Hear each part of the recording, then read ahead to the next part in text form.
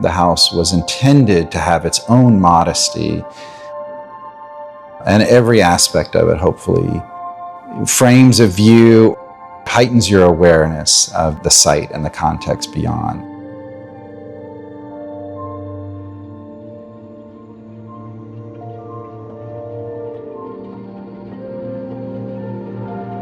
When you arrive at a site like this, you can't help but be influenced by the organic nature of the site.